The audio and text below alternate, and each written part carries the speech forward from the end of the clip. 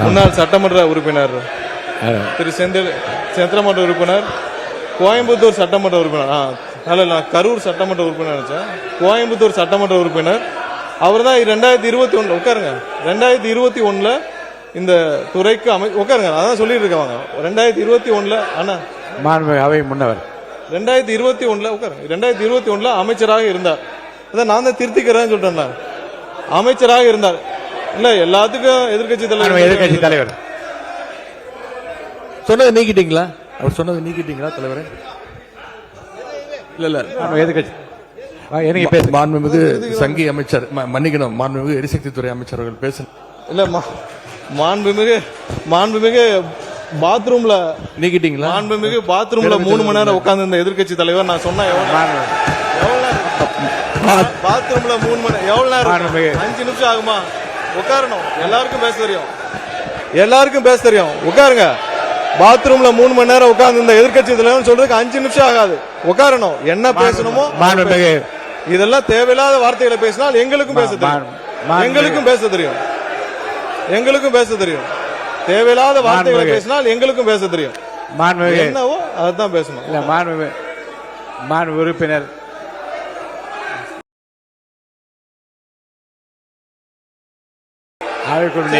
நீக்கிட்டீங்களா? நீக்கியாச்சா? நீங்களே பேசி திருத்திக் கொண்டீர்கள். இருந்தாலும் அது அவைக்குள்ள அந்த வார்த்தை நீக்கப்படுகிறது. நீக்கியாச்சா? உட்காருங்க.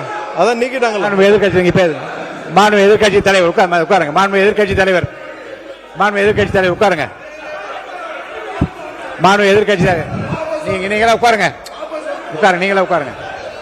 அது பதார் அவரை உட்காருங்க. மாண்பு எதிர்கட்சி தலைவர் நீங்க மட்டும் நீங்க இல்லைங்க. மாண்பு எதிர்கட்சி தலைவர் பேச அனுமதிச்சிருக்கேன். அவர் பேச அனுமதிக்க நீங்களே அதை அப்டேட் பண்றீங்களா? நீங்களே அப்டேட் பண்றீங்களா? அவர் பேசுறத நீங்க பேசுங்க. நீங்க பேசுங்க தலைவர் அவர்களே. இப்போ தமிழ்நாட்டில் யார் யாரு பாத்ரூம்ல எவ்வளவு நேரம் உட்கார்ந்துருக்காங்க அப்படின்னு கண்காணிக்கிறதுக்கு ஒரு தனி அமைச்சர் வச்சிருக்கீங்களா என்பதை நான் கேட்க விரும்புறேன். பொதுப்பணித்துறை அமைச்சர் அவர்கள். பேரவைத் தலைவர் அவர்களே, இந்த விவாதம் மானிய கோரிக்கைக்கான விவாதம் எல்லாருக்கும் தெரியும். பேச விடுங்க.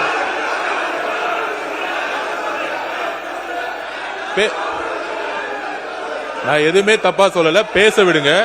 எதிர்கட்சி தலைவர் நான் பேச வர்றது என்னன்னு கேட்டுக்கிட்டு பதில் சொல்லிட்டேன். எதிர்கட்சி தலைவர் ஒன்னும் தவறு கிடையாது. நான் திருப்பியும் பதிவு பண்றேன். இந்த மாதிரி எல்லாரும் எந்திரிச்சா நாங்க எந்திரிச்சா இந்த அவை நடக்காது. எல்லாரையும் உட்கார சொல்லுங்க. அவங்க உட்கார சொல்லுங்க. எல்லாரையும் உட்கார சொல்லுங்க.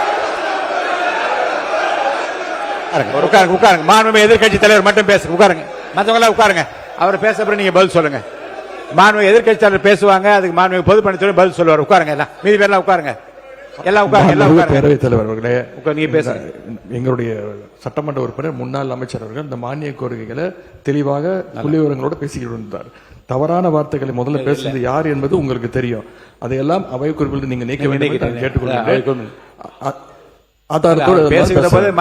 பேசுகிற போதே திருத்திக் கொண்டா அது அவை குறிப்பில் நீக்கப்படுகிறது. சரியாச்சுங்க. நீங்க சொல்லுங்க. நீங்க திரும்ப பெற்றீங்களா? அப்பயே சொல்லிட்டீங்களா? அவரே சொல்றாரு திரும்ப பெற்றேன்னு சொல்றாரு. அப்புறம் என்ன இதுக்கு மேல என்ன வேணும்? அவரே திரும்ப பெற்றா சொல்றாரு. அவரே சொல்ல திரும்ப பெற்றேன்னு சொல்றாரு. அப்புறம் விடுங்க. அதுக்கப்புறம் 2021 காலகட்டங்கள் அமைச்சராக இருந்தார். அவரே சொல்றாரு திரும்ப பெறல என்ன அர்த்தம்? பெற்றாச்சு. அடுத்தது பேசுங்க. அந்த 2021 காலகட்டங்கள்ல அமைச்சராக இருந்தார். அதற்கப்புறம் இருங்க உட்காருங்க. உறுப்பினர் சீனிவாஸ், உங்களுக்கு தனியா ஒரு அவை நடத்தணும்னு நினைக்கிறேன்.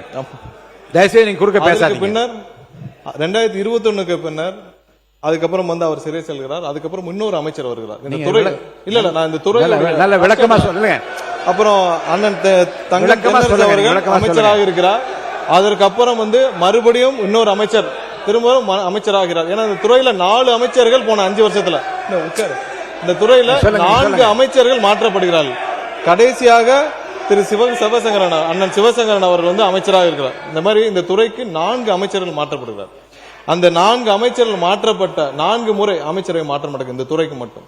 அதுல என்ன நடக்குதுன்னு பாத்தீங்கன்னா, எல்லா வருடமும் ஒவ்வொரு வருட காலகட்டத்திலையும் பாத்தீங்கன்னா, இப்ப சொல்றோமே நம்ம ஆட்கள் பற்றாக்குறை எல்லாமே சொல்லி வரோமே, இந்த துறைக்கு மட்டும், அதாவது 2016 நான் அதுக்கு முந்தைய ஆண்டு காலம் மட்டும் ஒரு கம்பேரிசன் சொல்றேன். 2016 2021 ஆண்டு காலத்துல மட்டும் நம்ம மொத்தமாக இங்க ஆட்கள் வேலைக்கு எடுத்தது வந்து 9613 பேர்.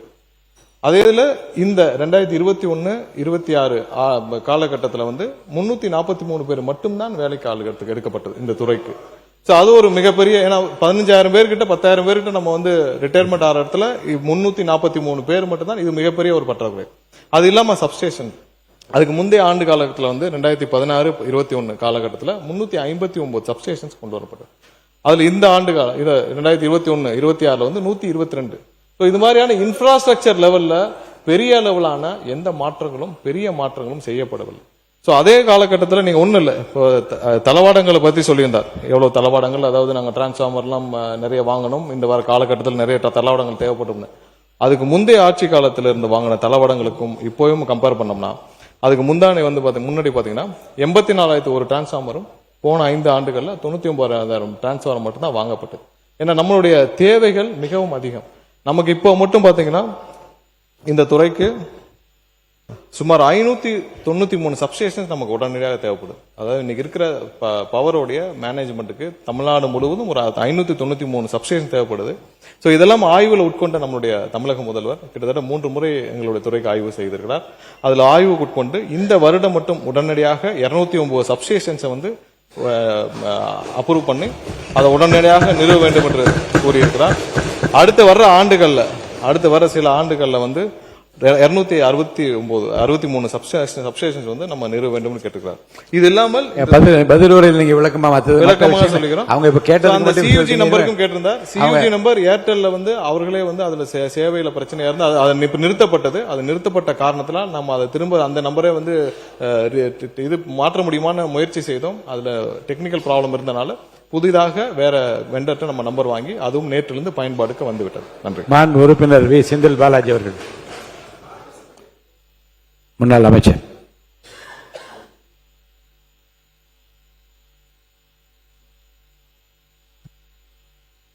மாண்புமிகு பேரவைத் தலைவர் அவர்களே, ஒரு வார்த்தை பேசினால் மறு வார்த்தை பேசுவதற்கு எங்களுக்கும் தெரியும்.